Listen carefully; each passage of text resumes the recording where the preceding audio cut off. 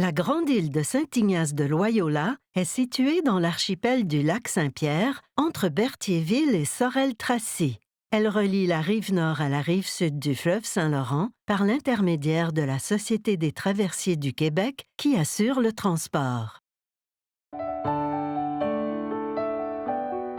C'est à cette époque que le gouverneur de la Nouvelle-France, M. Charles-Jacques O de Montmagny, accompagné par le révérend Paul Lejeune, nomme la grande île Saint-Ignace de Loyola en l'honneur du fondateur des Jésuites. La paroisse de Saint-Ignace était jusqu'alors rattachée à celle de l'île du Pas, qui avait sa propre église depuis 1704. Ce n'est qu'en 1895 que Monseigneur Édouard-Charles Fabre, archevêque de Montréal, acquiesce à la demande des habitants de l'île de former une paroisse autonome.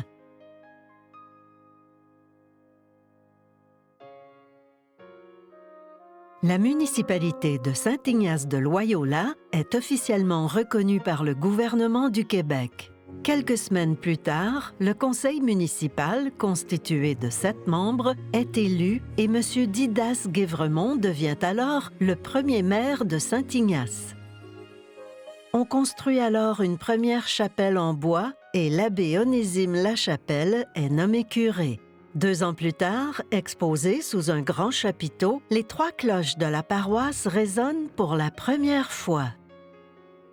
En mars 1898, l'évêque du diocèse de Montréal, Monseigneur Paul Bruchézy, autorise la construction d'une nouvelle église sur l'île. 2 ans plus tard, tous les paroissiens sont invités à la bénédiction de celle-ci par Monseigneur l'évêque. Le conseil municipal accorde à l'entreprise Shawinigan Water and Power le mandat d'installer et de fournir l'électricité servant à éclairer, à chauffer et à procurer de l'énergie à toute la communauté.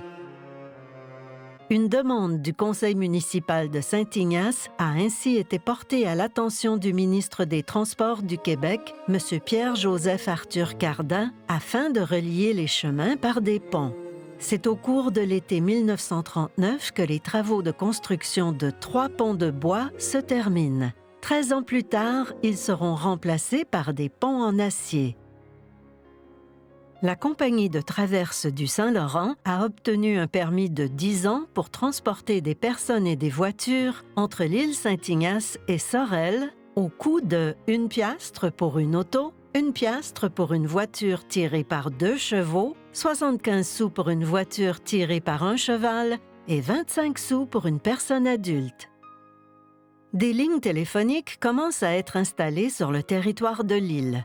Ce nouveau moyen de communication, qui est fort apprécié, comporte malgré tout certains problèmes d'utilisation.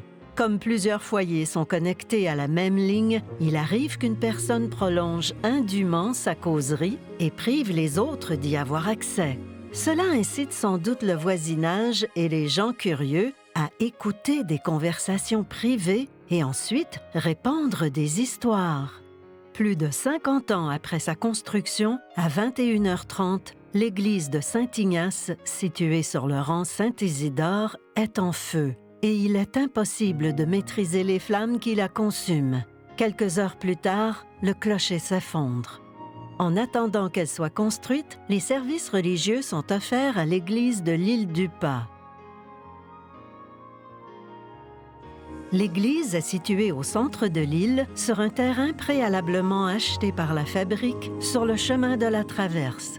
Elle est construite dans un style original et moderne. En plus de la structure principale, le bâtiment qui inclut la sacristie est relié au presbytère par un passage intérieur. Les 3 nouvelles cloches sont nommées Angelo, en l'honneur du pape Jean XXIII, Joseph Arthur, en hommage à Monseigneur Papineau, et Albert, en signe de gratitude envers le curé Bélanger, pasteur de la paroisse. Offrir à ses concitoyens des services d'alimentation en eau potable et de traitement des eaux usées était une promesse du maire Lucien-René Plante lors de sa campagne électorale. Enfin, la promesse est tenue. Un réseau d'aqueducs est installé sur une grande partie du territoire et des compteurs d'eau sont disposés dans chaque foyer.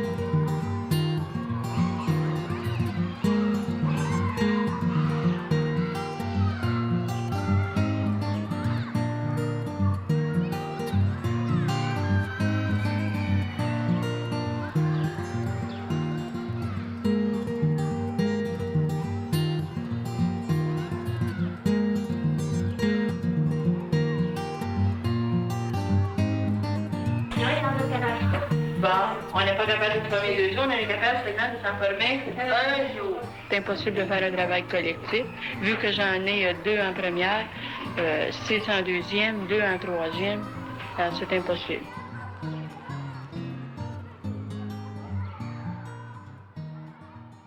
Bonjour, je m'appelle Évelyne Latour, je suis enseignante à l'école de l'île Saint-Ignace depuis déjà 6 ans.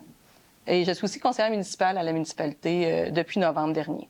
Moi, mon arrivée, en 1989 exactement, que je suis venue à l'école ici, l'établissement avait déjà changé un petit peu de nature. La cave était plus en terre, bien sûr, elle avait été terminée et complétée. Mais l'école était très petite. On avait seulement 4 classes de première à 4e. Si je peux faire le parallèle avec mon père, c'était des classes plutôt jumelées. Il y avait plusieurs niveaux dans la même classe. Nous, ici, c'était des classes assez bondées, d'environ 30 enfants, entre 26 et 30, sur les photos scolaires que j'ai ressorties dernièrement. Là. Entre 26 et 30 enfants, et de première à 4e. Donc, c'était des classes pleines. On avait une grande salle. Nous, on l'appelait la grande salle, c'était notre gymnase. L'endroit où est-ce qu'on n'avait pas le droit de courir, il fallait faire de la marche rapide. Les classes étaient entourées alentour de la grande salle. Donc, c'était fréquent d'entendre les ballons venir cogner dans les portes, de se laisser déranger. On aurait dit que nos murs étaient en carton, parce qu'on entendait vraiment tout ce qui se passait dans la grande salle. Donc, il y avait quelque peu, parce que les seuls enfants qui pouvaient manger au service du dîner, c'était ceux qui habitaient trop loin de l'école, qui bénéficiaient du transport en autobus. Les autres, même si les parents n'étaient pas à la maison, le mot d'ordre, c'était d'aller manger à la maison parce que tu étais à proximité. Donc, on n'avait pas le droit à ce service dans ces années-là. Je suis arrivée au mois d'août. Je venais de signer le poste. J'avais déjà déménagé mes boîtes en juin parce que je savais que je m'en venais pour septembre. Et au mois d'août, on nous a annoncé que l'école devait fermer. Parce qu'au niveau de la structure, ça pouvait être dangereux. Donc, on ne nous avait pas dit combien de temps. C'était au début, on pensait 1 an, peut-être 2. Finalement, ça s'est avéré beaucoup plus long que qu'est-ce qu'on pensait. Là, on est parti pour 3 ans avant que l'établissement soit construit à neuf. Donc, l'établissement a été détruit dans les années pratiquement 2 ans plus tard. Là. Par contre, l'avantage qu'on a eu quand on a déménagé à Berthier, c'est que les groupes sont restés tout le monde ensemble. La première année est restée avec la première année. Les élèves n'ont pas été mélangés avec ceux de Berthier. Par contre, on a vécu d'autres choses. Toutes les transitions, les changements. Vous le savez, on est sur une petite île et les grands-parents apportent beaucoup dans la vie de l'école. Beaucoup vont manger à la maison, vont manger chez leurs grands-parents. Aujourd'hui, ça a beaucoup changé. Au niveau de notre établissement est beaucoup plus grand. On a maintenant 5 classes, de maternelle à 4e année. C'est plus vivant. On a enfin un gymnase dans lequel les enfants peuvent s'épanouir, bouger, courir, ce qu'on ne pouvait pas faire avant. Et on a plutôt une classe moderne. Il n'y a plus de pupitres. C'est des classes avec du matériel flexible. C'est des tables, des chaises à roulettes, des ballons. Ici, on est 5 classes, donc de la maternelle à la 4e année. Donc, on est 5, plus les enseignants, les spécialistes, les enseignants de musique, d'anglais et d'éducation physique.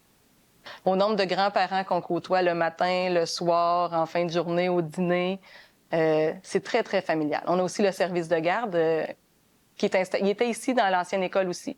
Le service de garde était situé au sous-sol, dans l'ancienne école. Là, aujourd'hui, il y a son local à lui, très grand, très vaste.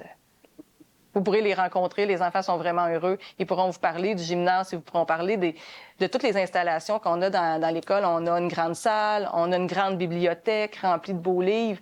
Donc, au niveau de l'apprentissage, ça a fait un bien énorme. La technologie aussi qui a changé à travers les années, qui nous a apporté beaucoup de nouveaux matériels, comme les tableaux interactifs. Il y en avait dans l'ancienne école, mais beaucoup moins performants que qu'est-ce qu'on a maintenant. On est vraiment rendu à l'ère plus 2.0. Là. C'est vraiment une belle modification.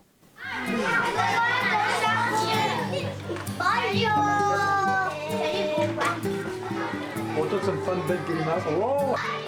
On peut leur faire salut. Oui, tu peux leur faire salut. Sourire. On allait faire notre enquête. Les objets.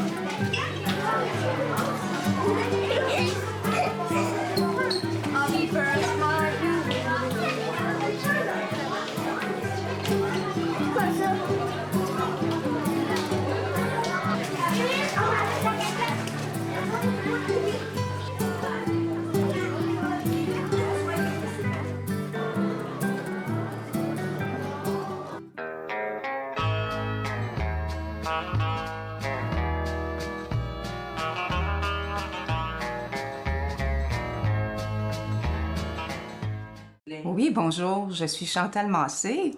Et Régent Massé.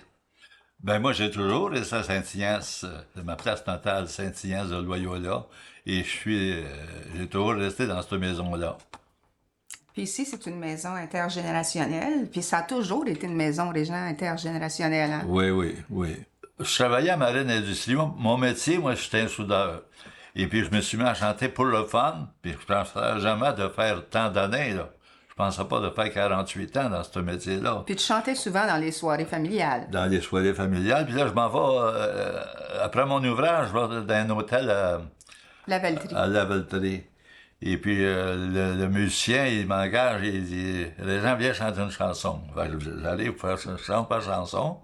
Et puis, quand j'ai vu finir de chanter ma chanson, il dit, tu peux embarquer avec une autre demain soir, ça se trouve le samedi soir. Puis à toutes les fins de semaine. À toutes les fins de semaine. Et puis j'ai accepté, j'en ai parlé à ma femme aussi, là, puis elle a dit, c'est correct, elle a dit, on va y aller, c'est sûr. Après ça, j'embarque Chantal avec moi. Mais c'est qu'est-ce qui arrivait, c'est que le dimanche, à ce bar-là, il y avait un concours d'amateurs. Les enfants avaient droit d'y assister. Fait qu'à tous les dimanches, je participais au concours d'amateurs. Puis là, à un moment donné, il y a un producteur de disques qui est arrivé. Gaétan Richard. Fait qu'il nous a offert si on voulait faire un album, mais de groupe. Alors, en 1976, on a sorti notre premier album, Régent et sa jeune fille Chantal. Et c'est sur cet album-là qu'on a fait notre gros succès, L'Hôtel et la Boisson pour t'oublier. Puis on a fait un deuxième album, dont le titre de l'album, vu qu'on avait fait le succès de L'Hôtel et la Boisson sur le premier, alors c'était le titre du deuxième album. Alors les succès ont continué, on a fait d'autres albums, on a fait des tournées en Gaspésie, en Abitibi, au Saguenay, je pense l'Ontario. Les îles de la Madeleine. Les îles de la Madeleine. Je me souviens d'un moment où on avait chanté 6 fins de semaine collées en Gaspésie.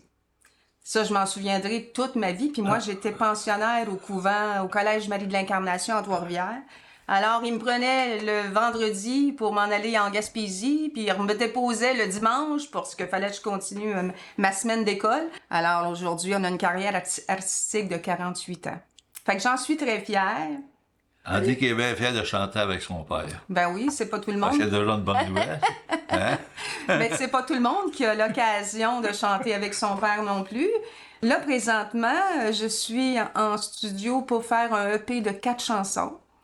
Alors, Régent, il a décidé qu'il voulait en faire une avec moi, fait que j'en suis très fière. Ça va sortir sur le marché numérique.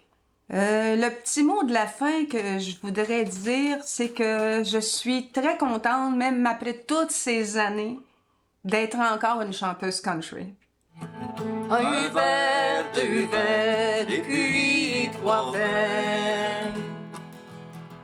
Mais tu es encore dans ma pensée. 4 verres, 5 verres, et puis 6 verres. Voilà, je t'oublie. Tout commence à tourner. C'est fini.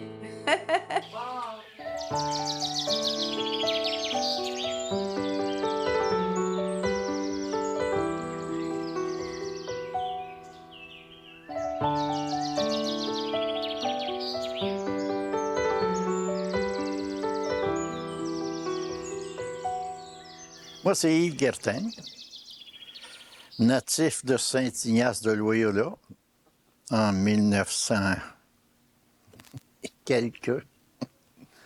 J'ai passé ma vie ici. On jouait avec les appelants de mon père. On avait une caisse de bois et puis on avait des centaines, pas des centaines, là, mais disons entre 50 et 60 appelants. Et puis mon père se servait de ça parce qu'il pratiquait la chasse. Et puis nous autres, on jouait avec ça. On les tirait dans l'eau, puis c'est un jouet pour nous autres. Ben, il y a un de mes oncles qui en faisait. Et puis j'allais le voir travailler. faire fabriquer ses appelants. Puis c'est à partir de ça. Là, ça m'intéressait à un moment donné. Il m'a dit, il m'a mis au défi d'en faire moi-même. Fait que c'est comme ça que ça a commencé. Bon, c'est un loisir. C'est un loisir. Et puis, ça nous permettait de jaser avec mon oncle. Puis mon père aussi en faisait. Dans la région, les principaux, ce sont les canards noirs, les mallards, les sarcelles, à ailes vertes et à ailes bleues, les canards huppés, que les gens appellent des branchus. C'est un surnom. J'ai donné des petites conférences à une classe ou deux à l'école, au primaire. Et puis je leur apportais un bloc de bois, une bûche pour commencer. Je leur disais qu'à partir de la bûche, on finirait par faire... Puis là, ben, j'avais les différentes étapes. La bûche, était équarrie. Ensuite de ça, on traçait les formes du canard. Ensuite, on montrait les différentes sections. La section pour le corps, la section pour la tête. Et puis, ensuite, on faisait les dessins.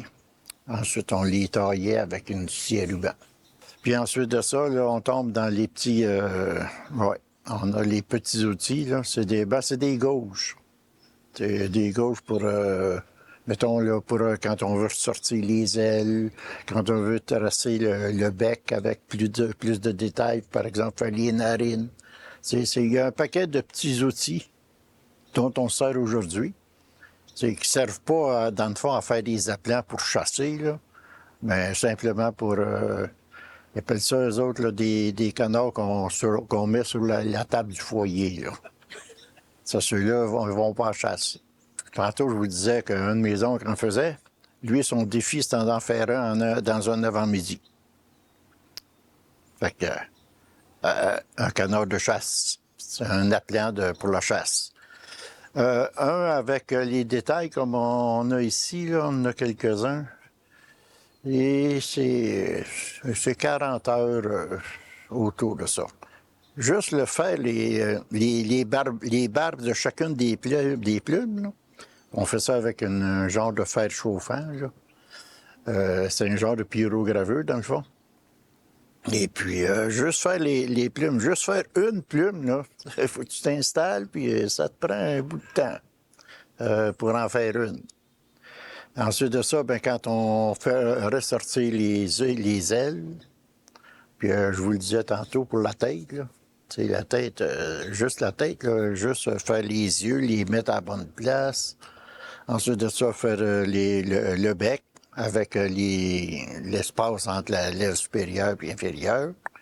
C'est tout ça, c'est assez long.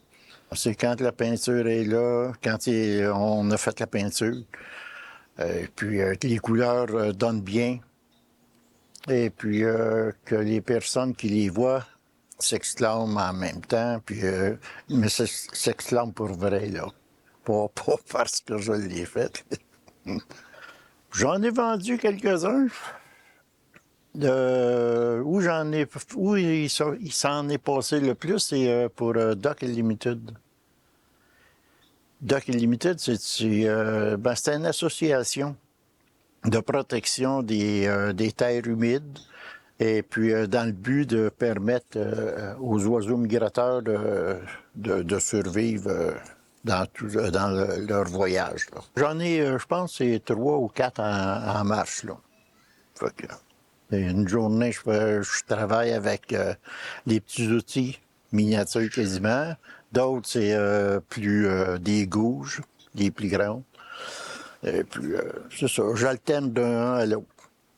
Moi, j'en ai donné à des petits, à mes neveux, ou certains. Et puis, c'est habituellement, je leur demande une chose, quand ils vont en chasse, c'est d'apporter d'amener avec eux autres le canard que j'ai fabriqué ou que je leur ai donné. J'ai dit, c'est la seule condition. Je ne veux pas le mettre dans le salon, là, tu le mets à l'eau. Ils sont supposés de le faire.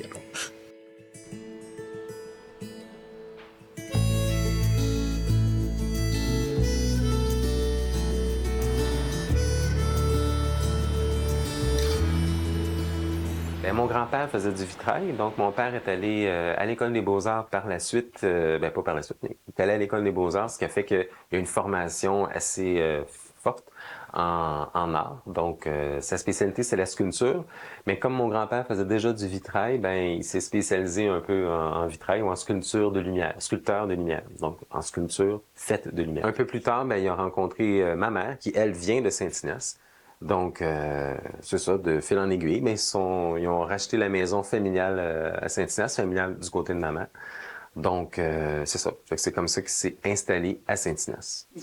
Comme je le disais, mon grand-père faisait du vitrail, donc restaurait des vitraux. Donc, mon père a commencé un peu à travailler avec mon grand-père et tranquillement et assez rapidement, il y a eu des contrats donc en création et en restauration de vitrail. Dans ses œuvres les plus connues, là, présentement, là, ce qui me vient en tête, c'est plus les œuvres qui sont à Montréal, bien qu'il y en a un peu partout là, au Québec, au Canada aussi, parce qu'il y en a au Manitoba.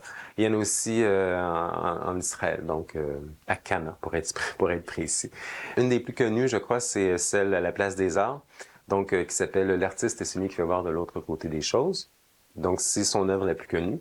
Donc, une de ses œuvres les plus intéressantes, je trouve, hormis celle de la Place des Arts, c'est à la cathédrale de Mont-Laurier. Donc, c'est la cathédrale Notre-Dame de Fourvière, où il y a un ensemble de vitraux qui ont été inaugurés en 1998, donc juste avant sa mort. Et ces vitraux-là sont vraiment, selon moi, dans les plus beaux ensembles qu'on peut retrouver au Québec.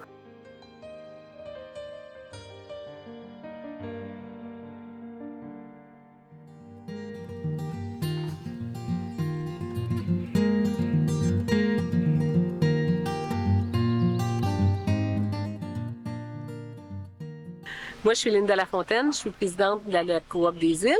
Je suis avec ma collègue Roxane Saint-Martin, qui est vice-présidente de cette même coop. La Coop des Îles, c'est à la base 6 coopérants qui se sont réunis ensemble pour mettre en marché nos produits. Puis on a créé comme le conseil d'administration de la coopérative. Et suite à ça, on est allé chercher 13 autres coopérants avec nous pour mettre en marché tous nos produits de la ferme. Puis on a eu la chance de faire l'acquisition de cette belle place d'affaires-là ici à l'île Saint-Ignace. Puis on s'est dit que ça ferait un merveilleux endroit où est-ce que c'était passant, que les gens pouvaient se réunir. Alors on a plongé dans le projet. C'est sûr qu'au niveau des produits de la viande, il y a du poulet. On a un jeune producteur qui a gagné un quota de poulet, qui est embarqué avec nous. C'est une manière de redonner. On lui donne sa chance d'être en tablette. Moi, je fais de l'agneau. On a Bercheva qui fournit le bœuf. Il y a aussi la ferme Pelleron aussi qui en fournit aussi. On a des œufs frais en tablette tous les jours. Ça, c'est les producteurs. On apporte nos œufs ici pour qu'on en ait à tous les jours là, de frais. Moi, je suis productrice de petits fruits émergents, donc camerise, cerises de terre notamment. Donc moi c'est sur la partie petits fruits. Sinon il y a des maraîchers sur la partie maraîchers conventionnels légumes. On a un producteur de noix également. On a quelqu'un qui fait du fromage. On a un artisan charcutier également. Donc l'idée qu'on a souhaité c'était vraiment cet effort collectif et la complémentarité des uns et des autres. Et tout ça pour mettre en avant notre agriculture locale. On a pensé que les gens qui souhaitent réaliser un achat local, ils retrouvent sous un même toit des producteurs de proximité.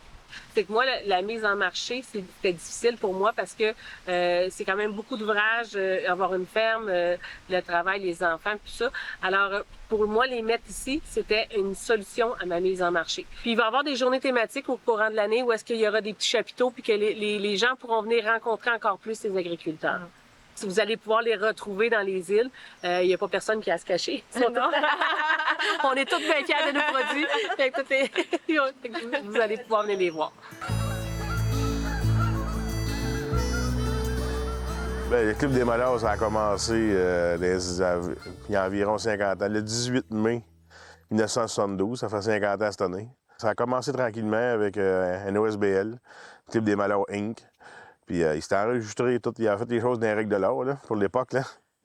Puis au départ, c'était une réunion, il appelait ça le Club des Nemrod. C'était pas, au début, c'était pas les Malheurs, c'était le Club des Nemrod. C'était de réunir les chasseurs, les pêcheurs de l'endroit, prendre un verre, raconter les sorties de chasse, puis Puis après ça, il y a eu la projection de films. Ça enrichissait tout le temps. Les veillées étaient tout le temps de plus en plus grosses. Fait que c'est devenu un club assez respectable qui a monté jusqu'à des années 90. Je pense qu'il y avait presque 150 membres. Et on commençait à inculquer des projets de relève. Les jeunes chasseurs, les jeunes pêcheurs. Moi, je me souviens quand j'étais petit, on allait là, puis il y avait des prix pour nous autres, les jeunes, puis c'était toutes des belles veillées, tu sais, puis les prix de présence, c'était toujours des beaux prix. Il y avait eu des compétitions de chasse et pêche, surtout, des tournois de pêche, c'était le poisson le plus gros. Je me souviens, il y avait une grosse balance là, avec une secoupe et une grosse aiguille. Fait que les gars, ils nous pesaient le plus gros poisson dans chaque catégorie, dans une brochette dorée, perche chaude. À l'époque, on avait le droit de pêcher à perche chaude. Puis après ça, l'été, il y avait le super tournoi. Et écoute, n'importe qui pouvait accéder au super tournoi, pas juste les membres. Ils vendaient des billets, puis ça devenait gros parce qu'ils ramassaient 700-800 personnes sur le terrain ici. Ils faisaient tirer à VTT des chaloupes avec des gros moteurs. C'était un des gros tournois de la région. C'était bien réputé. Bien, la chasse, c'est la chasse au canard. Surtout, Lac-Saint-Pierre, c'est réputé pour la chasse au canard. Fait qu'on a beaucoup d'espèces de canards qui nichent dans la région. On est un des endroits qui a le plus d'oiseaux nicheurs, puis on est un couloir migrateur. Fait que le migratoire, fait qu'il y a beaucoup de canards qui descendent du nord, qui arrêtent l'algue migratoire à l'automne pour recharger les batteries avant de faire le voyage pour le sud. Fait que c'est la seule place au Québec que tu peux chasser le canard de l'ouverture de la chasse jusqu'aux glaces, puis que ça va être quand même relativement bon tout le temps. Ben justement, les gars du TDMR sont toujours occupés de la survie de la chasse, puis on a fait des études écologiques avec des universités. On a toujours participé, on a toujours été comme le chien de garde un peu du Lac-Saint-Pierre, des îles, puis c'était tous des gars de la place, puis tout le monde qui connaissait ça. Hein. Tout le monde connaît les îles plus qu'un autre, surtout dans la région. Hein. Mais là, cette année, au fait, ça va repartir. Ça va repartir, on espère, en grand. Là. On va retrouver nos membres, on va refaire nos soirées de films, on va refaire des activités. Non, on a toujours été à l'affût des nouvelles réglementations qui s'imposaient au Lac-Saint-Pierre. On a toujours été proche des tables de concertation, des décisions qui sont prises. Nous autres, on a des nichoirs à canard rupé. Ça avait été instauré dans le temps au Lac-Saint-Pierre pour la survie du canard rupé. C'était un grand succès. Fait que nous autres, on a une cinquantaine, moi et ma famille, qu'on s'occupe. Cinquantaine de nichoirs qu'on s'occupe. On fait de la trappe. On trappe le remusqué, le castor, le coyote, les îles. Et on va à la pêche. Ouais, c'est une belle activité familiale. On a été élevés là-dedans par nos parents. Qu'eux autres, fait qu'on on a suivi les traces. Fait que...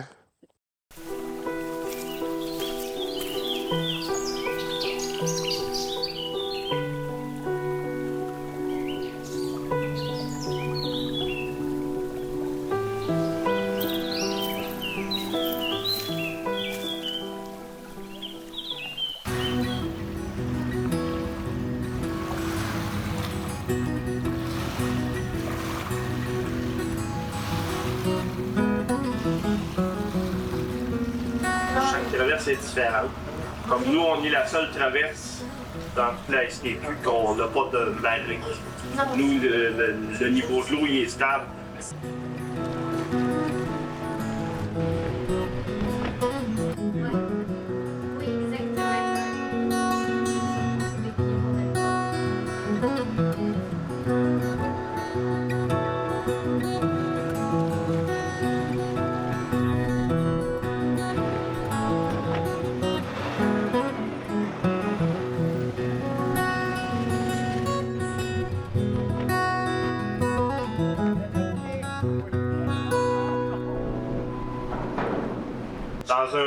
Dans un rayon d'environ 1,5 000 nautiques, là, il y a une décision à se prendre. Est-ce qu'on traverse rapidement ou est-ce qu'on laisse le navire monter ou descendre pour ne pas gêner son passage?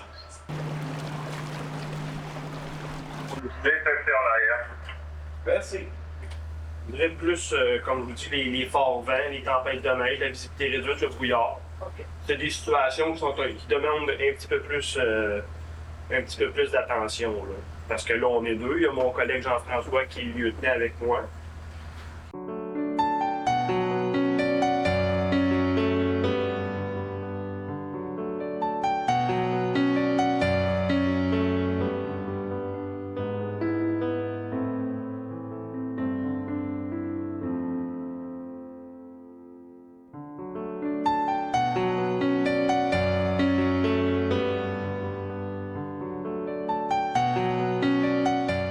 À un moment donné, pour un chiffre qu'on avait un cadre de travail qu'on avait du soir. On est arrivé à Saint-Ignace. Avant d'arriver à peu près un quart de mille, on voyait quelqu'un sur la glace, qui marchait sur la glace. Puis la personne, elle s'en venait vers l'eau. Mais quand elle est arrivée dans le Frosy, toute la glace qui était toute cassée par les hélices du traversier à force de partir et revenir. Il a calé, mais il a calé seulement que jusqu'en dessous des bras, puis il se débattait pour aller à l'eau libre. Puis nous autres, on s'est approchés, puis là, je ne pouvais pas manœuvrer de manière avec mon hélice en avant pour faire du remous, pour le dégager de là. On s'est approché lentement avec les choses en arrière, puis on s'est tassé vers lui, je me suis tassé vers lui, puis le lieutenant, puis les matelots, on est descendu avec la gaffe puis l'échelle pour essayer de sauver la personne. Mais la personne, elle ne voulait pas collaborer. Ils ont pris la gaffe, le lieutenant, puis il l'a tourné dans son linge, puis il l'a levé, puis là, il pouvait pas le monter. Là, j'ai dit, équipez-vous pour bien le retenir. On va se reculer, puis on va tasser sur la glace libre en bas du quai. Là, on a venu pour faire les manœuvres et on dit, le monsieur, il réagit, il prend l'échelle, puis il monte. Là, ils l'ont monté. On a réussi à sauver la vie à ce monsieur-là. Moi, c'est dans les premières années de ma carrière, en 82, lors du décès de l'honorable Gilles Villeneuve. La journée que j'aimerais oublier, il y a eu du monde, des heures d'attente, puis du chiolage, puis c'était vraiment une journée désagréable à travailler. Parce que les gens, ils quittaient la Rive-Sud pour aller au service de M. Villeneuve à Berthierville. La ville était pleine aussi, la ville de Berthier était pleine, puis le traversier, dans ce temps-là, il n'y avait qu'un traversier, fait que c'était une journée mouvementée.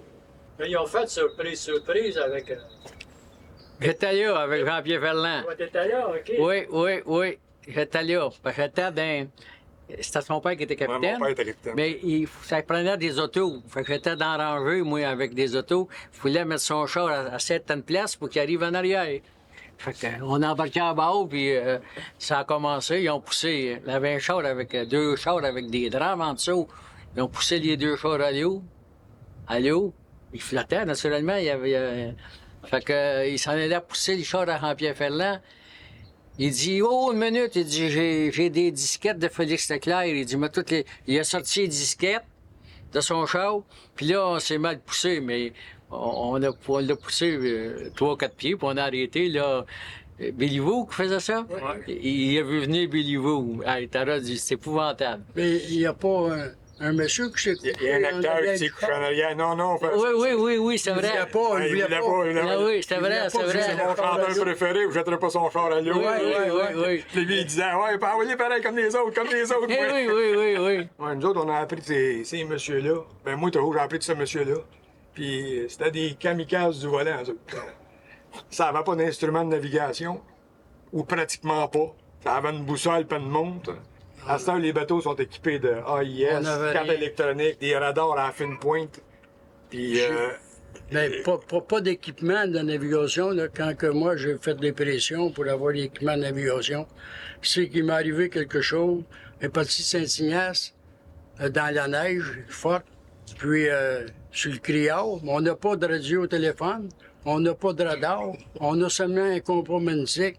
Puis là, ma course, puis avec le monde, on t'a rendu presque dans le milieu, selon le montant qu'on prenait quand on faisait une pratique. Là. Puis là, ça s'est mis à crier, le criard.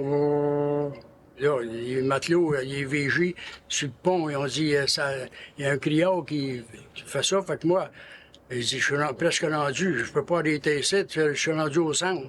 Il va passer derrière, je t'ai pris avec. Mais je le voyais pas, puis l'autre, il va m'appeler, puis j'ai pas de radio au téléphone, j'ai pas de radar.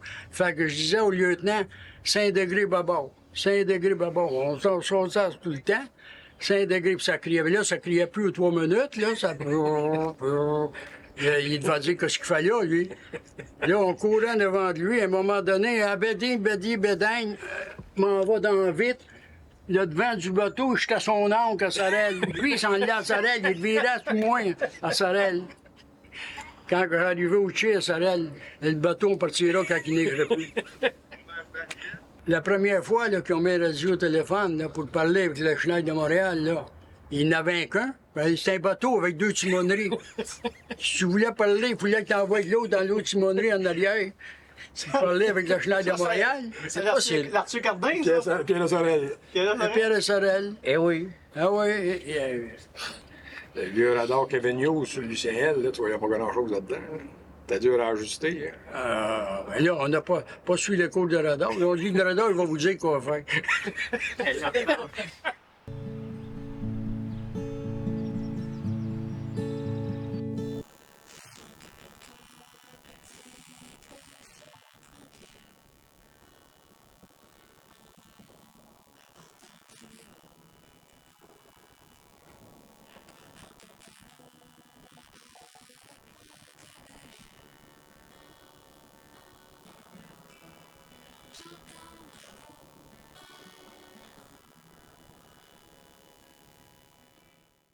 Je suis née à Saint-Ignace, de parents nés à Saint-Ignace, 2 grosses familles souches, les Plantes et les Chevaliers. Ma mère, c'est un chevalier, mon père, ben, c'est un Plante.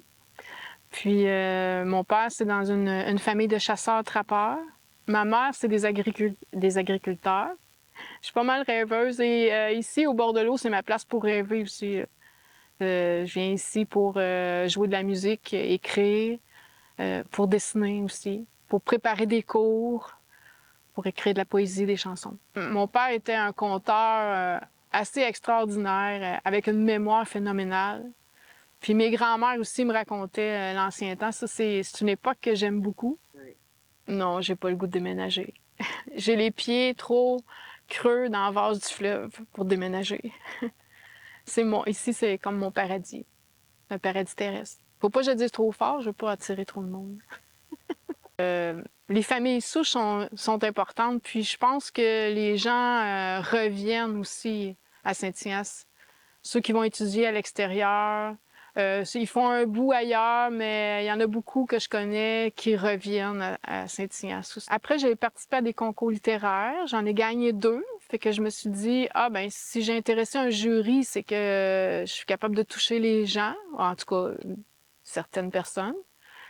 Ça m'a encouragée à continuer. Les chansons, c'est venu un petit peu plus tard parce que je ne savais pas que j'étais capable d'écrire des chansons. Mais en prenant un cours de guitare, mon professeur me dit « Qu'est-ce que tu voudrais apprendre à cette session-ci? » J'ai dit « J'aimerais ça dire que dans ma vie, je vais avoir au moins écrit une chanson, paroles et musique. » Mon professeur, quand il a vu mon texte, qui était très long, il y avait 3 pages, il a pris son surligneur, puis à cette vitesse-là, il a surligné comme ça, schlac, schlac, schlac. OK, tu brodes autour de ça, juste qu'est-ce que j'ai souligné, puis tu m'arrives avec une chanson la semaine prochaine. Je vais arriver avec une chanson, puis après ça, aux 2 semaines, j'arrive avec une chanson, puis là, on dirait que c'était comme il m'avait ouvert les portes. Au mois de mai dernier, j'ai fait un spectacle, c'était mon premier spectacle où je présentais mes compositions. Donc ça, c'était important pour moi. Ça a été une belle expérience. Surtout que dans mes chansons, il y a beaucoup la teinte du fleuve. C'est teinté la couleur du fleuve. Des fois, le fleuve est bleu, mais des fois, il est gris aussi. Moi, je fais de la musique comme ça vient. Je fais beaucoup de ballades, c'est vrai. Je fais du finger picking. C'est des chansons moins rythmées. Je fais aussi des chansons. Je me défoule aussi pas mal dans mes chansons. Il y a des bouts où j'aime beaucoup parler contre les hommes. J'aime dessiner. J'ai toujours aimé dessiner. J'ai illustré le livre du centenaire. Ça a été une belle expérience. J'avais fait la couverture, les illustrations à l'intérieur, la plupart des illustrations. J'ai illustré aussi un roman d'un ami écrivain, Roland Trudel. Moi, je suis une touche à tout. Ça m'a amené à enseigner les arts plastiques, la plus belle matière au monde. Mais j'ai enseigné quand même 10 ans en français avant, français et histoire. Fait que tout ça mis ensemble, c'est vraiment un tout, complet, là. Français, histoire et les arts plastiques, c'est vraiment les 3 plus belles matières. Moi, mon rêve le plus cher, c'est de terminer l'écriture de mon roman. Puis, de lancer mon roman, mais en faisant une exposition d'illustrations qui va être dans mon roman aussi. Et faire un spectacle de musique avec des chansons qui vont avoir des liens avec l'histoire de ce livre-là.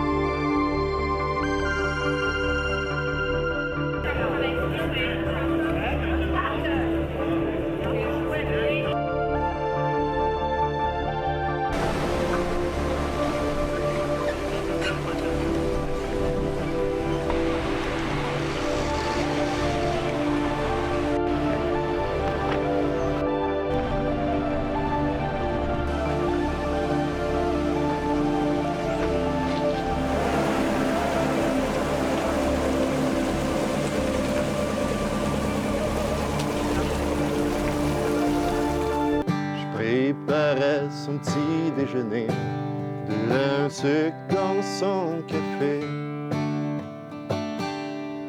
Depuis mon enfance que je voyais mon père chanter, puis souvent il s'installait sur le bord de la table, puis il chantait ses nouvelles chansons parce qu'il y avait des auteurs-compositeurs qui envoyaient des chansons. Puis c'est là qu'est venu le fait de décortiquer des chansons, puis les refrains, comment tout décortiquer le texte et les chansons. Puis c'est là qu'est venu peut-être, avec les années, à vouloir en écrire. Puis suite à ça, en vieillissant, je me suis mis à aller accompagner mon père avec ma soeur et mon frère dans des spectacles à travers la province. J'étais drameur à ce moment-là. Ça fait que ça m'a donné l'expérience de la scène. Puis j'avais 14 ans. Disons qu'au début, j'étais nerveux pas mal. La guitare est venue peut-être un petit peu plus tard. C'est en voyant mon père, en le voyant pratiquer. Puis s'il n'y avait pas personne vraiment qui m'a montré à jouer de la guitare, c'est en regardant les autres faire. Parce que à un moment donné, le country, il vient que c'est plus bien dans la mode quand t'es jeune à l'école puis tout ça. Aujourd'hui, c'est en mode, mais dans ce temps-là, quand j'étais jeune, c'était pas vraiment la mode. Ça fait que j'ai appris un petit peu plus le côté québécois, puis le côté aussi plus folk de la musique. Le folk est un petit peu plus présent, puis le rock aussi. Ça fait que ce que je fais, c'est pas country, mais c'est pas trop à côté.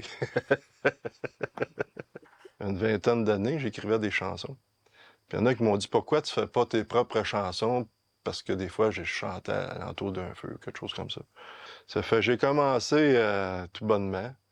Puis là, ça fait déjà 10 ans. Puis je suis rendu à enregistrer mon 3e album en ce moment.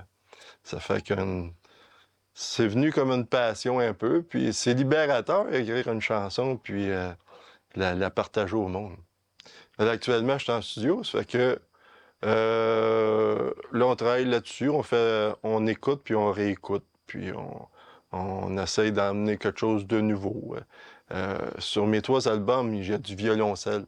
Ça fait que le violoncelle, c'est pas country pantoute, là. Veux pas, le micro, il est impressionnant, il est intimidant des fois, la première fois, puis que tu vas en studio, puis là, tu t'écoutes, tu t'entends différemment que quand tu chantes chez vous.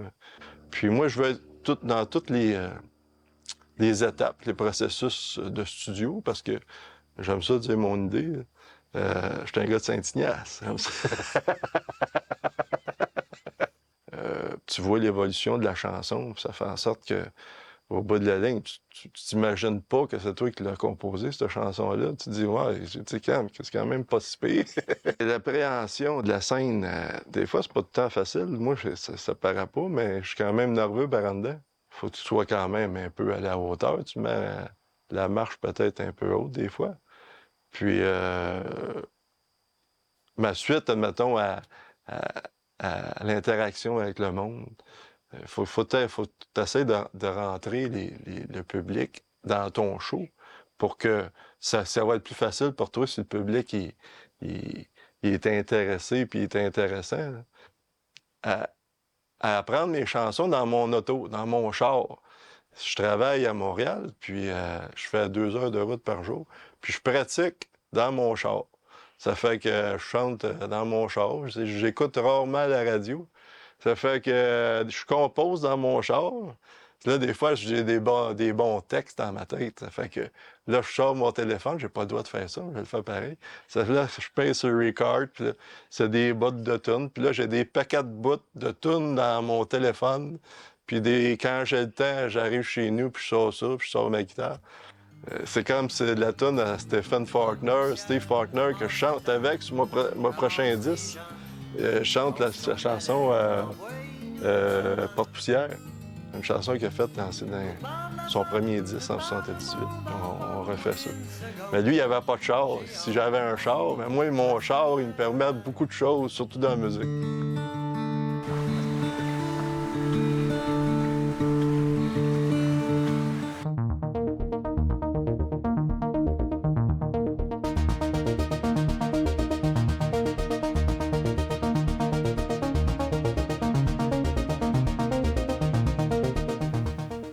Pour le début de LH Plante, ça a commencé en 1947, ça fait 75 ans cette année.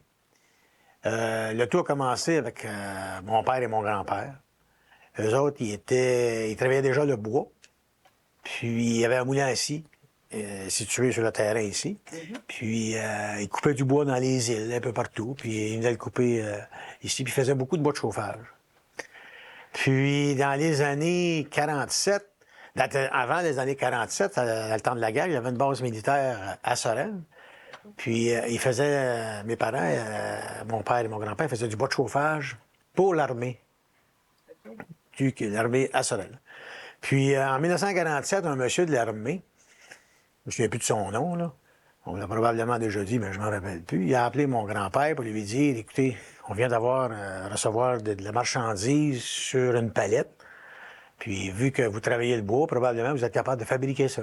Parce que les palettes commençaient, là, au Canada, au Québec. C'est sûr qu'aux États-Unis, ça devait exister depuis quelques années. Alors, mon grand-père est allé voir ça, puis à partir de là, ils ont commencé, évidemment, il y avait un moulin à scie, donc ils étaient capables de couper le bois pour fabriquer des palettes, puis après ça, les assembler avec, à la main, des marteaux et des clous.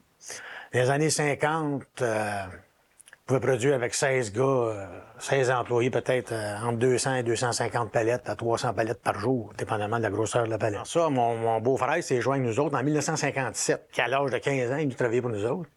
Puis c'est un monsieur qui avait beaucoup, disons, de curiosité. C'est lui qui a commencé par sa propre chef à faire de la maintenance, aiguiser les scies, réparer la machinerie. En 1962 ou 61, mon père a acheté la première cloueuse automatique.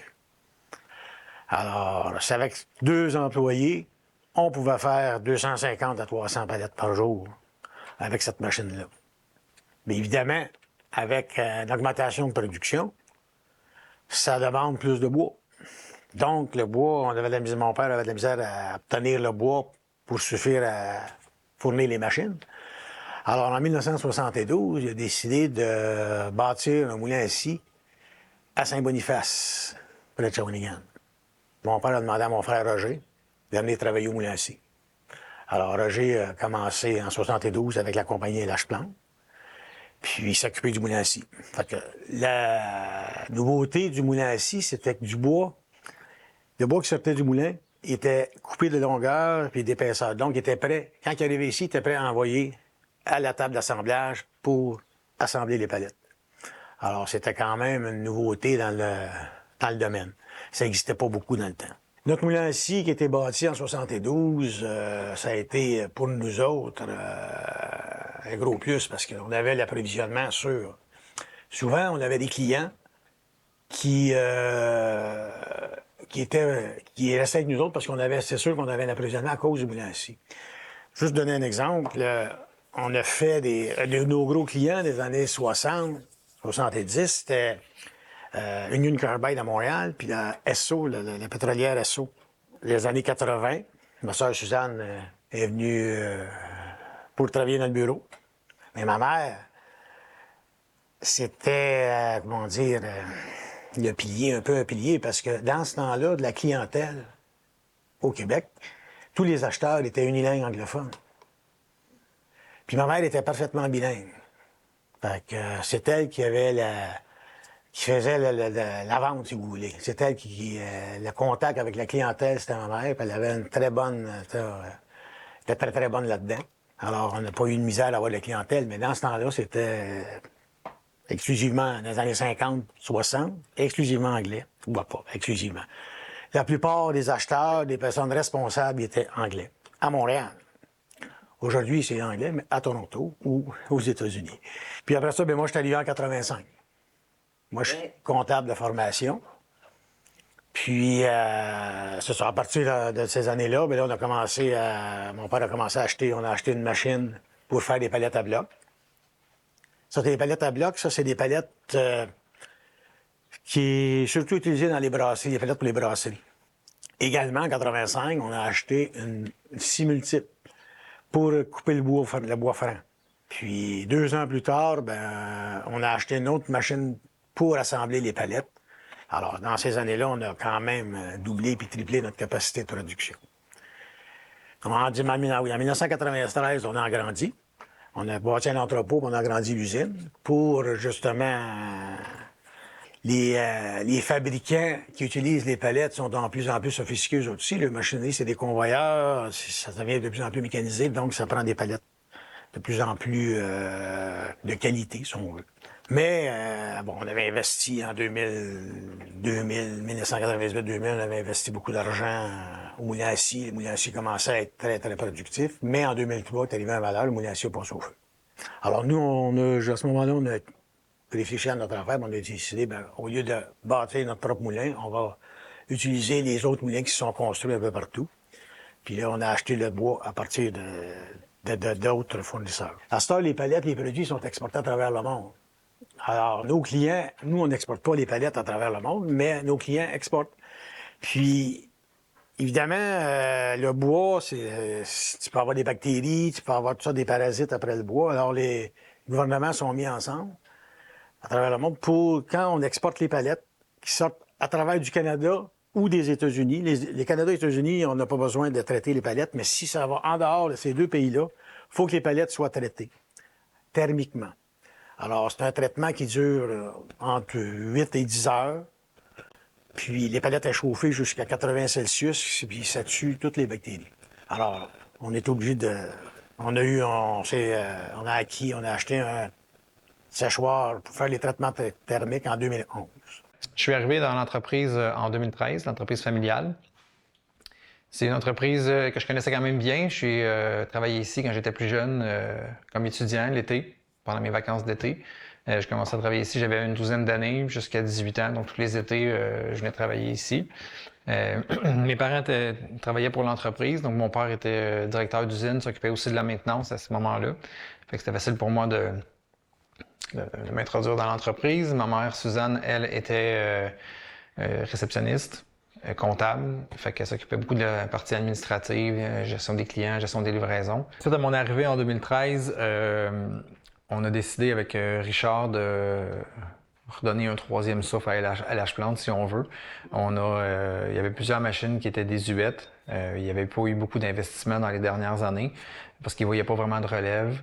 Là, maintenant, avec la relève qui arrivait, on a décidé Premièrement, on a agrandi une partie de l'usine. Ensuite, on a aussi rentré une nouvelle machine pour la fabrication des palettes à bloc.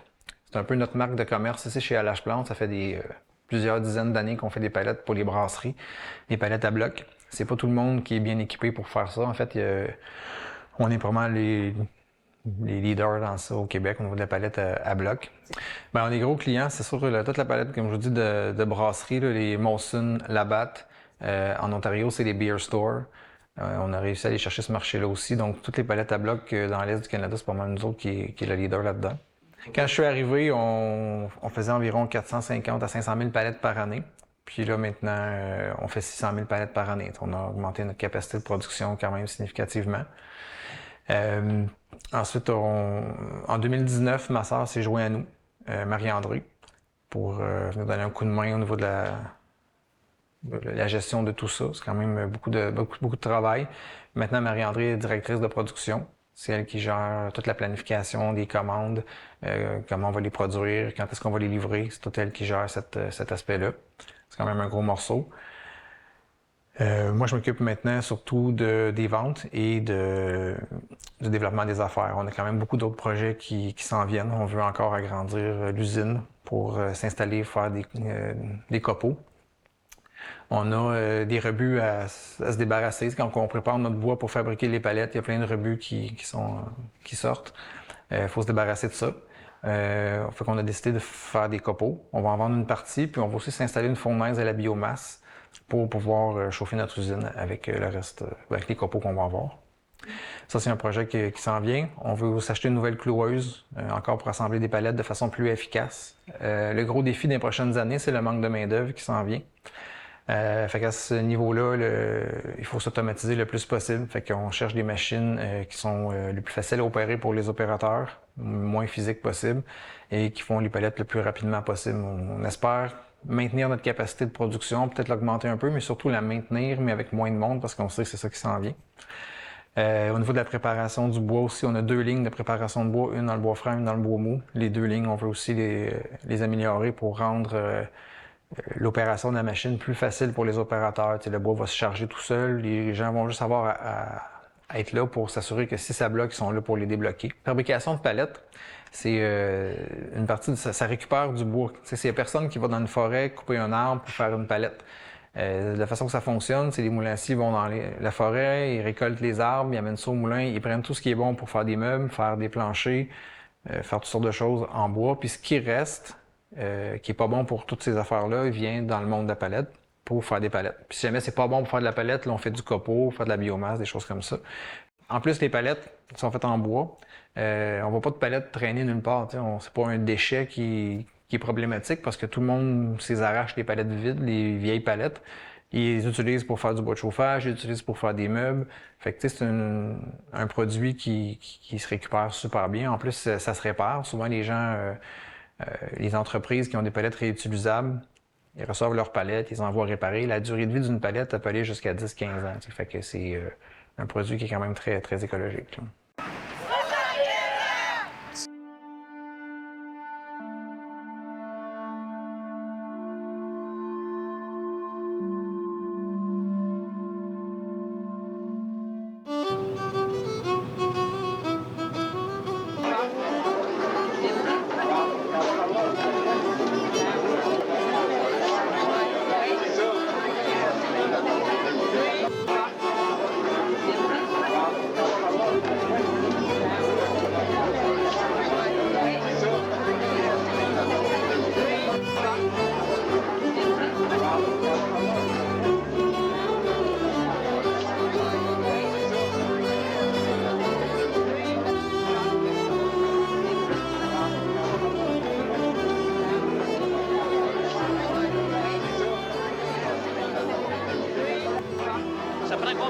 Préparer toute la jubilote, là, pour mettre les chaudrons, rouler les cannes, tout préparer ça.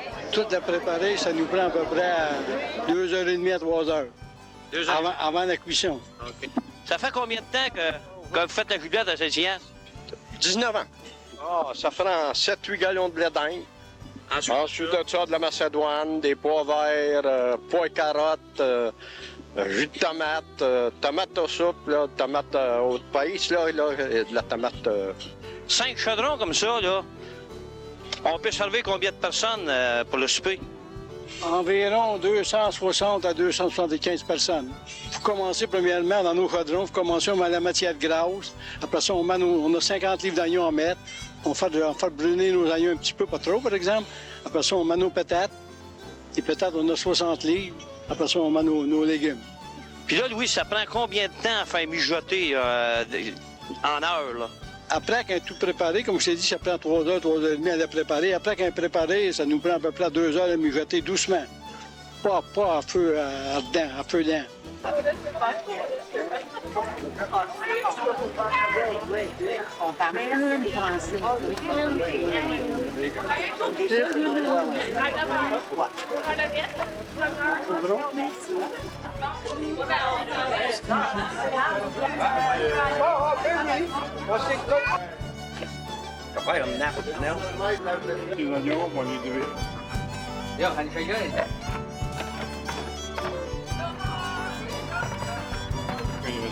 Demain ça, demain. Après demain. Correct demain?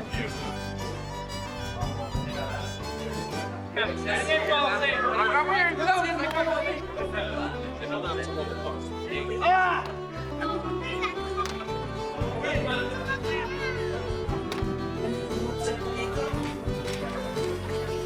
Monsieur Blanc? Ça va? Ah oui. C'est ça, vous n'aviez pas donné votre nom aux poches?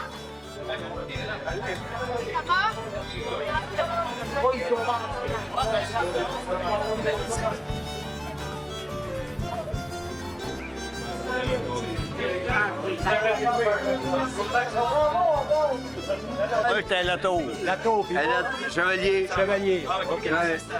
Chevalier de la table ronde.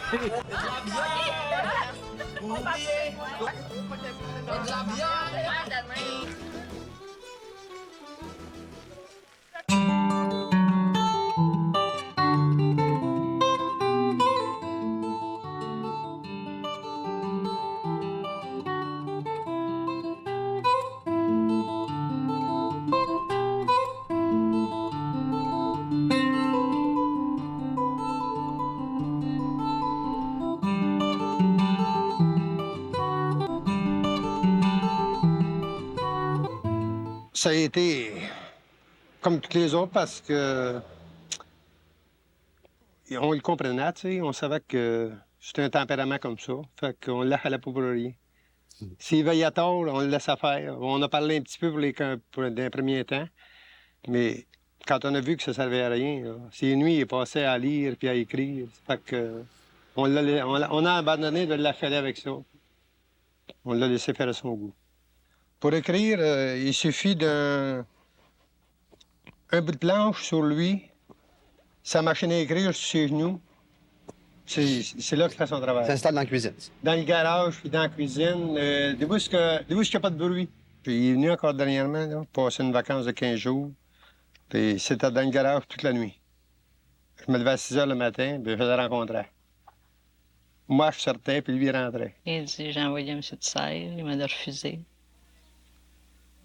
J'ai envoyé à Paris. Puis il l'a accepté. Il a accepté. Il est allé à l'école Saint-Viateur. Ensuite,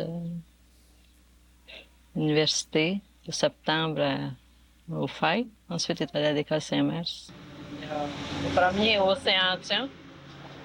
Ensuite, le nez qui vogue. Le nez qui vole. Qui vogue. Le nez qui vogue. La vallée des avalées.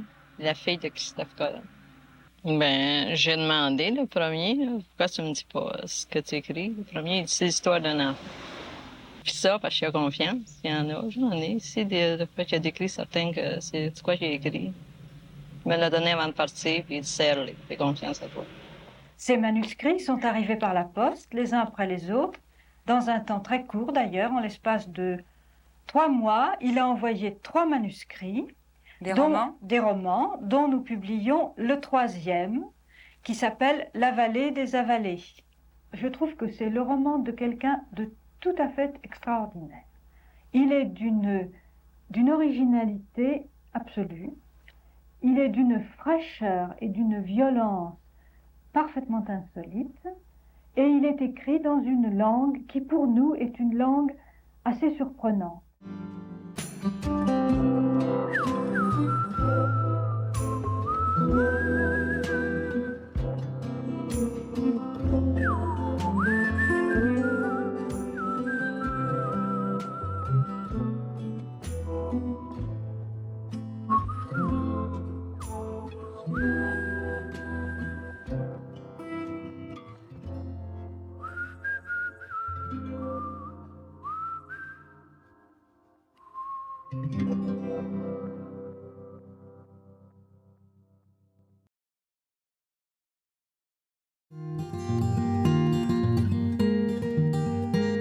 La bibliothèque Régent-Ducharme a été inaugurée le 8 septembre 1991. Madame André Chevalier, qui en est la responsable, s'occupe du fonctionnement et de l'organisation des activités en collaboration avec une quinzaine de bénévoles. Les façons de faire ont bien changé depuis 30 ans. Au début, le prêt de livres était fait à la main, mais aujourd'hui, tout est à l'ordinateur. Les membres peuvent ainsi emprunter à distance des livres papier, numériques et regarder des revues. Grâce au réseau Biblio du Centre du Québec, de Lanaudière et de la Mauricie, CQLM de Trois-Rivières, la clientèle a accès à 5500 livres, incluant la collection locale, et peut aussi faire venir des œuvres d'autres bibliothèques. Presque tous les romans de Régent-Ducharme sont disponibles sur place. Un recueil de ses dessins y est exposé, ainsi que des œuvres produites par des écoliers et des artistes qui se sont inspirés de ses livres. 2 magnifiques vitraux créés par l'artiste verrier Philippe Bétinger offrent à l'espace bibliothèque une joyeuse et vivante luminosité. Un local aménagé au sous-sol permet à la population d'assister à des conférences, des projections de films, des expositions d'œuvres d'artistes locaux et de la région. Pour les enfants, il y a l'heure du conte, animée par des professionnels, et des cours d'initiation à la musique sont offerts.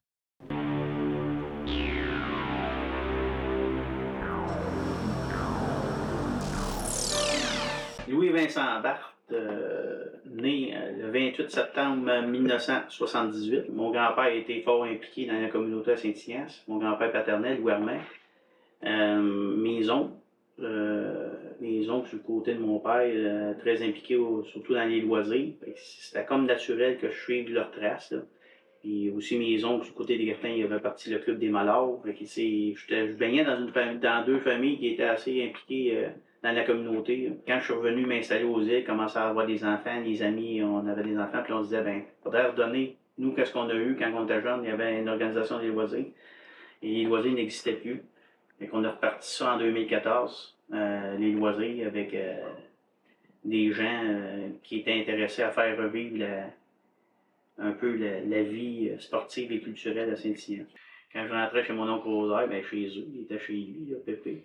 Fait que mon oncle Rosaire, ma tante Denise, ma tante Tia disait, hein, t'en viens naviguer? Ouais, on en vient naviguer sur une chaise de sang. Fait que là, on s'assoyait avec Pépé, puis là, lui, j'étais là 1 heure, 1 heure et demie, 2 heures.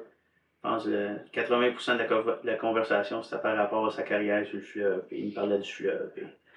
C'était fort intéressant, puis surtout que lui, il avait commencé à naviguer en 1912, il avait 14 ans. Fait que là, on part de loin. Fait qu'il y avait quasiment 100 ans qui séparaient. Et puis en 2004, j'ai terminé, j'ai eu mon certificat d'études collégiales en navigation. Mais mon métier m'a amené à plusieurs... j'ai des longues périodes de vacances. Puis dans les longues périodes de vacances, bien, des fois, on se trouve des projets. Et puis en 2012, j'avais appliqué sur un projet de la MRC d'Audrey. Mon projet a été retenu, puis c'était un projet historique. C'était de démontrer la vie des marins de Saint-Ignace, mais à travers les photos. Et puis là, j'ai organisé en 2013, il y a eu le vernissage de l'exposition Saint-Ignace et Saint-Marin en photo. J'avais au-dessus de 800 photos d'exposés. Ce projet-là m'a emmené, c'est un autre projet des goélettes, parler des goélettes qu'il y avait sur le fleuve. J'avais comme un rêve d'aller dans le nord, puis de naviguer dans le nord. Puis le fleuve Mackenzie, c'est le plus long fleuve au Canada. Là, j'ai donné mon nom à Garde-Côtière. Je suis allé travailler sur le fleuve, puis un bon coup, j'ai envoyé un courriel à des amis, de la famille proche, expliquant ce que je voyais, comment ça se passait à bord. Puis là, les gens m'ont encouragé à continuer d'écrire plus souvent, de ne pas attendre 3 mois avant de donner des nouvelles. Puis c'était bien plaisant qu'ils découvraient le Nord en même temps que moi. Puis en 2018, je suis retombé dans mes écrits, je les ai retravaillés, je les ai fait corriger. Et puis, j'ai trouvé un éditeur en 2020. Fait que le livre a sorti en février 2021. les chroniques d'un marin, on peut voir ici. Ça, c'était un labeur de 4 ans d'écriture, mais je dis un labeur, mais non, parce que je prenais beaucoup de plaisir. Il y a beaucoup d'humour. Alors, c'était bien plaisant. Avec les bateaux blancs, avec mon exposition, là, je savais qu'il y avait une possibilité de faire un livre. Il reste quelques touches à mettre finales, des touches finales à mettre au manuscrit, et puis ça devrait sortir en principe début d'année 2023. Après celui des bateaux blancs, l'épopée des bateaux blancs, il devrait y avoir 3 autres livres. Et les contrats sont déjà signés. C'est encore par rapport à l'exposition que j'ai faite sur les marins.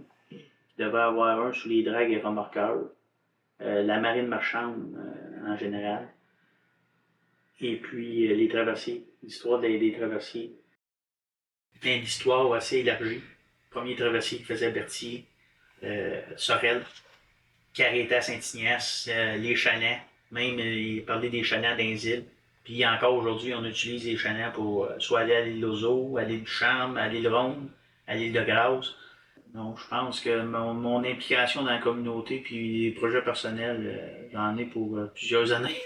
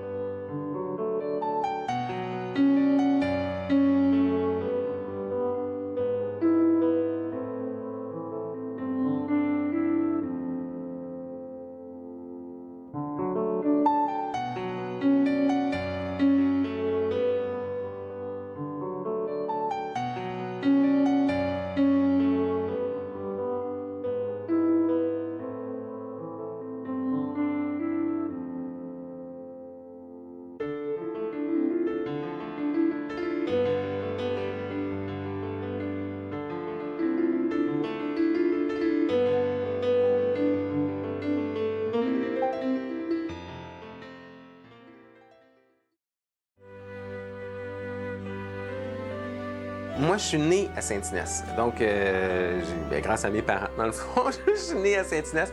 J'ai eu, avec d'autres personnes de Saint-Ignace, participé à un comité vert, donc, de plantation d'arbres. On a fait aussi, j'ai travaillé en tant que conseiller municipal, mais avec un organisme pour créer le circuit cyclable historique autour de Saint-Ignace, donc avec des affiches là, qui sont un peu partout là, autour de l'île. On a planté des arbres, donc, comme je disais tantôt, à différents endroits pour essayer de reverdir la communauté. Moi, présentement, je fais encore du vitrail, je fais de la création, je fais de la restauration d'œuvres d'art, mais je suis surtout en enseignement. Donc, j'enseigne maintenant à l'école secondaire à Rawdon, au collège Champagnat. Donc, c'est un peu ma vie présentement. Donc, l'université, le secondaire, les colloques, etc., c'est un peu plus ma vie. Puis là, je suis en train de construire, dans le fond, un espace pour pouvoir continuer à faire de la création et de la restauration de vitraux. Moi, j'ai des œuvres là, qui sont dans la région ici, donc principalement à Joliette, là, il y a dans 2 CPE, parce que il fut une époque où c'était possible de créer des œuvres dans les CPE. Donc, au CPE Les Moussaillons, au CPE Les Petits Fouineurs. Sinon, il y a à l'Académie Antoine Manceau, où j'ai été à l'école, où mon grand-père Massé, c'est vrai, était allé à l'école aussi. Donc à l'Académie, c'est ça. Il y a ce vitrail-là. Ensuite, dans la région encore là, à Saint-Jacques, il y a un vitrail qui est là, à l'Hôtel de Ville aussi de Joliette. Donc, pour la raison limitrophe, là, c'est pas mal. J'ai restauré aussi des vitraux dans la région, là, je pense à l'église à Rawdon, puis à la chapelle des Clercs de Saint-Viateur, à côté de la cathédrale à Joliette. Là. Donc, j'ai restauré des vitraux là aussi. Mes projets d'avenir, justement, là, le plus gros projet que j'ai présentement, c'est la construction d'un atelier. Donc, là, pour l'instant, je suis en train de travailler là, à finir une espèce de gros cabanon là, qui me permet de ranger mon stock. Je vais tout rapatrier mon stock ici. Puis par la suite, c'est la construction de l'atelier pour pouvoir justement continuer à faire de la restauration et recommencer, en tout cas reprendre, si on veut, au niveau de la création.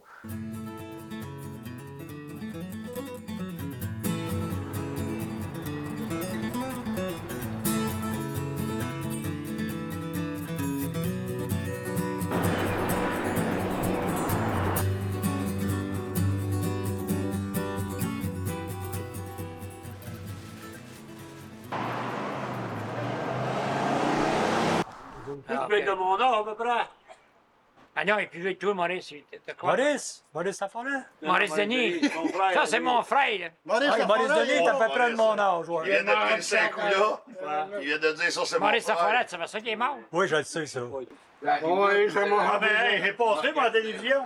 Les filles de Bessic, là. Oui, il y avait des sites, là. On était à 4-5, les filles de Bessic. Ça a passé à la télévision, je me suis vu. Je me suis vu, puis je parlais pas. C'est à moi qui parlais. Faire attention que tu dis. Moi, mon avocat va te parler après. Tu vois, cette semaine, il montrait la plante dans tes mains. Non, il dirait. Hermos Henry. Ah oui? Ouais, le 75e. Hey, il filme quelque chose, lui? Moi, il ne peut pas parler, je travaillais à Berthier, il ne peut pas rien dire. Non, t'étais à Berthier, tu travaillais pas, puis... Il n'a pas travaillé 44 ans, 6 mois, 22 jours. Tu faisais une gueulée. Tu travaillais pas de l'école, il n'y a pas de mérite par rapport à ça. Il était syndicaliste à l'école. Ouais.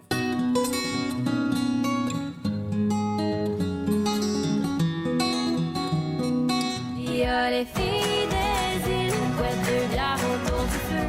Si les filles sortent en ville, juste deux verres du feu des yeux. S'il y a un party des îles, et voit rien le lendemain. On est loin d'être tranquille, la gueule de bois, ça nous va bien. Alors, je me présente, Laurence Saint-Martin. Je suis auteure, compositrice, interprète. Je suis aussi coproductrice de tous mes projets, donc je travaille très fort derrière aussi tout le processus. Et je suis une fille des îles, mais pas des îles de la Madeleine, des îles de Saint-Ignace, de Loyola. Il faut toujours je le précise. La première chanson que j'ai écrite avec Richard Turcotte, justement, et Christian Ezroka, c'est deux auteurs de la Rive-Sud. Tu sais, je suis arrivée là-bas, j'étais super intimidée, puis ils m'ont demandé « Parle-moi toi », puis c'est la première chose que j'ai parlé. J'ai dit « Moi, je viens des îles », sans même penser qu'il existait des îles de la Madeleine. J'étais comme, chez nous, c'est une île, il faut 3 ponts. Tu sais, comme je décris Saint-Ignace avec beaucoup d'amour dans mon cœur. En fait, j'ai toujours fait de la musique dans ma famille, au sous-sol de l'église, justement. C'est un documentaire au Saint-Ignace, puis je le gâte, là, parce que c'est vraiment... Bref, j'ai grandi avec les jours de l'an des Courchênes. Après, j'ai fait beaucoup de concours secondaire en spectacle. J'ai fait les comédies musicales à l'Académie Antoine Manceau à Joliette, que j'ai aussi un très grand sentiment d'appartenance parce que la culture là-bas, c'était vraiment le fun. Puis après ça, je me suis lancée. J'ai vu des gens qui m'ont inspirée sur Internet, puis j'ai dit, moi, tout, ça me tente d'essayer. Puis ma mère, qui était gérante d'artistes pour la Bottine Souriante avant, m'a toujours dit que c'était un milieu très difficile. Elle me le conseillait pas vraiment, mais mes parents m'ont toujours supportée. Puis aujourd'hui, tous mes droits m'appartiennent aussi. Fait que c'est super positif là-dessus. Ça fait comme 3 ans que je fais ça, professionnellement. Il y a eu 2 ans de pandémie. Fait que je pense que la première année, j'avais vraiment le vent dans les voiles, puis les gens, j'étais comme, oh my God, je réalisais même pas comment j'avais un beau départ, tu sais. Puis après ça, on m'a enfermée à la maison. J'ai quand même été très fière de sortir un 2e album qui, je crois, me démontre un peu plus mature. Là, j'ai hâte d'en sortir un 3e. Fait qu'on travaille là-dessus. C'est difficile aussi de revenir dans ce gros retour super achalandé. Il y avait des festivals partout. Ça faisait 2 ans qu'on était comme en congé, mais complètement brûlés parce que dans le fond, on essayait de sortir du lot quand même. Puis là, on est retourné devant les gens. Fait que là, c'était intimidant. On dirait qu'il fallait que je réapprenne à chanter. Il fallait que je réapprenne à me trouver une identité aussi sur scène avec 2 albums.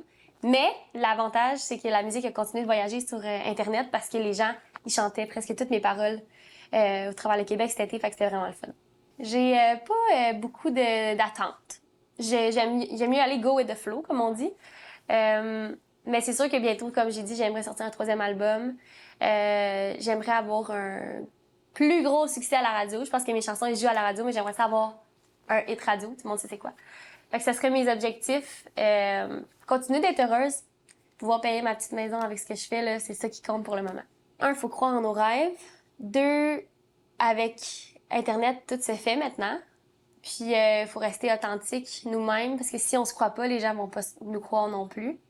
Puis, aussi, pas trop se comparer sur les réseaux sociaux, parce que c'est pas toujours la réalité.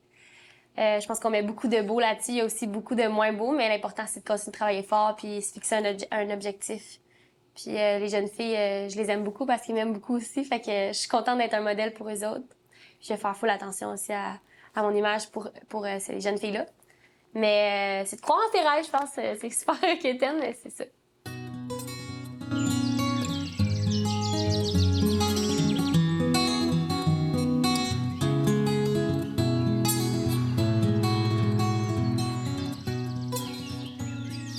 Bien, nous, dans le fond, on a regardé pendant la pandémie des projets à faire, puis on a tombé par hasard via Internet sur la propriété qui était à vendre, puis qui permettait d'avoir des emplacements pour véhicules récréatifs. Fait que c'est un projet fou au début, d'amour, puis on a tombé justement en amour avec la région, les gens. Aux îles, c'est un autre mode de vie.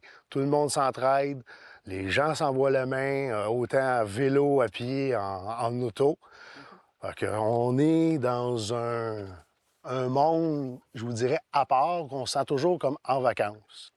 Nous, on a fait l'acquisition le 7 octobre. On a appelé ça Camping Hébergement Touristique MJM, parce que ma conjointe s'appelle Marie-Josée et moi, j'embarque. On a rénové la maison qu'on a appelé le chalet Le Grand Héron. Pourquoi? Parce que ici, c'est la plus grande héronnière d'Amérique du Nord connue. On a reçu nos premiers clients le 20 janvier 2022. Puis le camping a ouvert le 1er mai. Puis tranquillement, pas vite, il y a des gens de partout qui viennent nous voir. Puis on est vraiment contents parce qu'on fait découvrir Saint-Ignace, qui est peu connu. C'est un petit trésor caché. Puis là, on a eu des gens de New York, de l'Allemagne, de la Beauce, Abitibi, Gatineau, Sherbrooke, de partout à travers le Québec, même là de l'Ontario ce week-end. Fait que c'est le fun parce que les gens ils aiment ça, puis ils reviennent. Fait que ça, c'est important. C'est des gens là, qui ont des enfants de 10 ans jusqu'à 86 ans. C'est des gens qui viennent soit pour se reposer, des réunions familiales avec le chalet, emplacement de VR, ou même notre roulotte prête à camper. C'est des gens qui viennent pêcher, c'est des gens qui viennent faire du vélo, découvrir. C'est des gens en vacances là, qui sont ici pour décrocher. Puis ça, je pense, c'est le plus beau moment, la plus belle paye, c'est qu'on crée des souvenirs quand ils sont ici en famille, entre amis. C'est plaisant parce que on court tout dans la vie, hein? Fait qu'on offre un moment de détente, tranquillité. Bien, j'en ai des fois là, qui vont m'appeler, qui sont dans les environs, puis là, ils ont vu, exemple, notre dépliant chez un commerçant. Puis là, ils nous appellent pour venir faire dodo une nuit en VR. Il y en a qui vont passer, puis ils vont voir notre affiche, ils vont nous appeler. Mais c'est des gens de l'extérieur. Puis ici, on est chanceux parce que c'est 12 mois par année. Oui, il y a l'été, la pêche, la chasse va commencer. On a l'hiver, la motoneige. On a les sentiers de quad qui passent au traversier. On a les deux côtés, rive nord, rive sud. C'est ça, la chasse, on va avoir la pêche à la glace. Il y a toujours quelque chose à faire. Sur notre site, si on parle du chalet, on l'a construit, dans le fond, pour recevoir 6 personnes. C'est 3 lits queens. Ça va arriver que, des fois, pour un enfant, on va mettre un petit lit ou les gens amènent un matelas gonflable, mais il est vraiment bâti pour 6. La roulotte prête à camper, on peut recevoir, peut coucher 6 personnes. Puis pour le camping, bien là, ça peut varier, là, dépendant des passants et nos saisonniers. Sinon, c'est une vingtaine de personnes. Le but, là, c'est de faire découvrir la région, là, mais c'est qu'ils reviennent aussi nous voir. Que ce soit chez nous, que ce soit dans l'Anaudière au complet, on remet le guide officiel, on remet les circuits touristiques gourmands. Puis on a beaucoup aussi de touristes locaux. Comme là, ce week-end, j'ai des gens de Joliette. Ils sont pas loin, mais le 20, 30 minutes, 40 minutes, ils sont dépaysés. Parce que c'est vrai, c'est tranquille. Fait que là, ils sont venus à la pêche, justement. Mais on remet tout ce qu'il y a dans le secteur parce que on connaît des fois plus qu'est-ce qu'il y a quand on voyage à l'extérieur que dans notre propre région. Fait qu'on leur remet vraiment tout ça, puis là, bon, on leur explique, puis les gens sont contents, puis ils veulent revenir.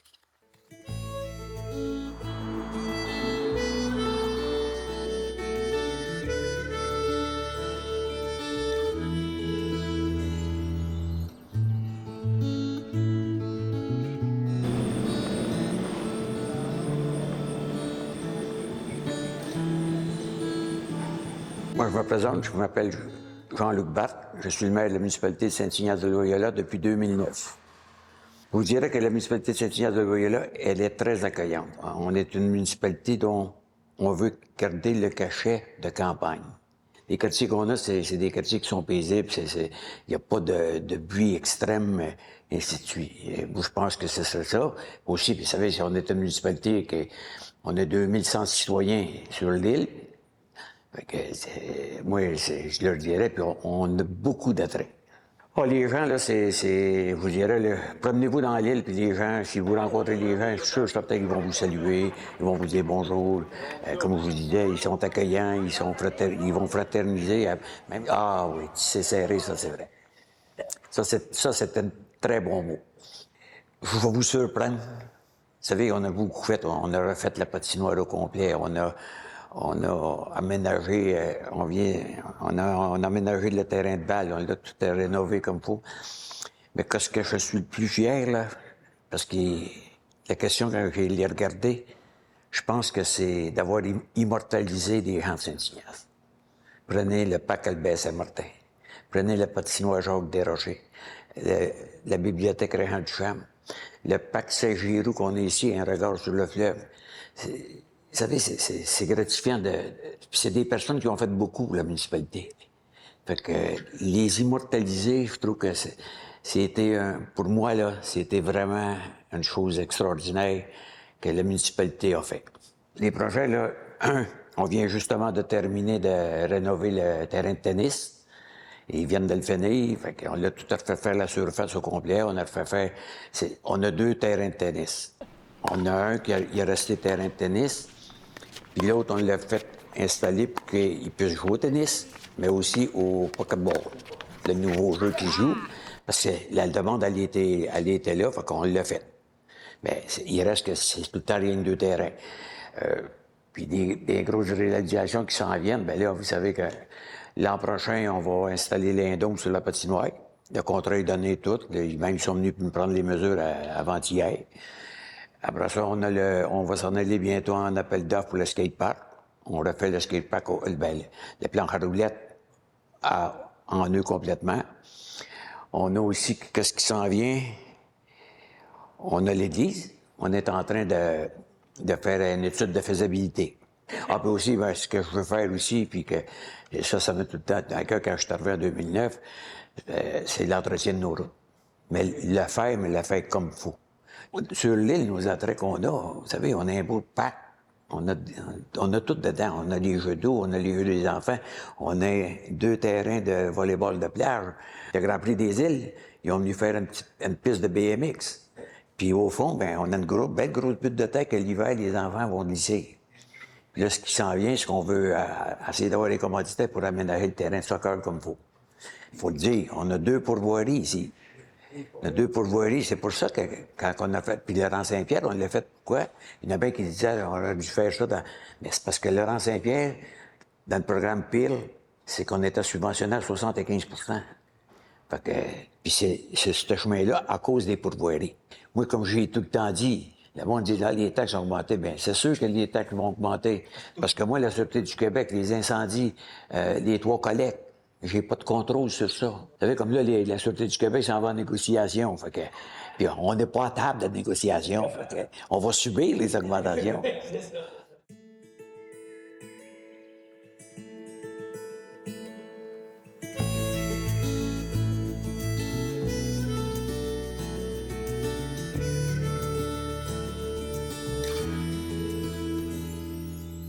C'est un temps de fin du monde à matin.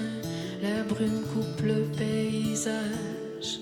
Au bout des joncs, les sirènes du fleuve se répondent en chansons. C'est le plus beau lever du jour quand je suis pas certaine de ce qui m'entoure.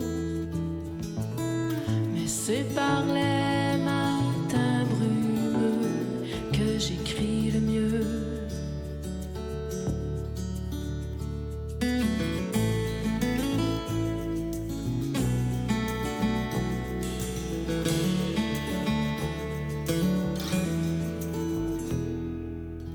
Plus c'est embrouillé, plus mon esprit est clair. Plus je vois loin au-delà du mot et du temps. Les gens dansent dans le vent. C'est vrai, on dirait le dernier endroit sur terre avant de tomber dans le vide, avant de trouver les repères.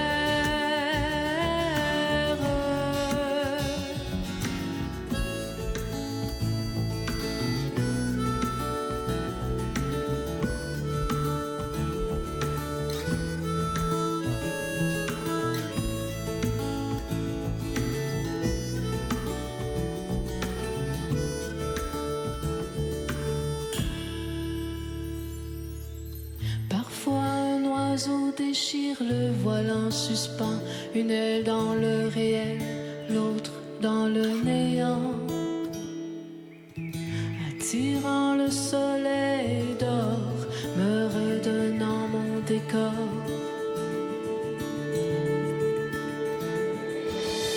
L'île ronde, l'île de Grâce, Sainte-Anne de Sorel au loin, les navires glissant sur l'onde, c'est la fin du monde.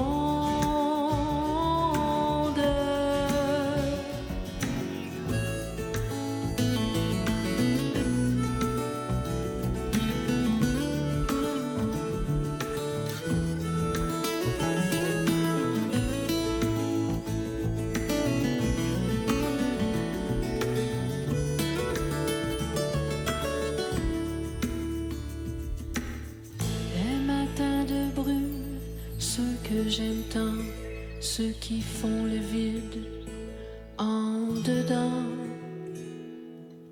Ce vide infini colorant ma vie quand tout est gris.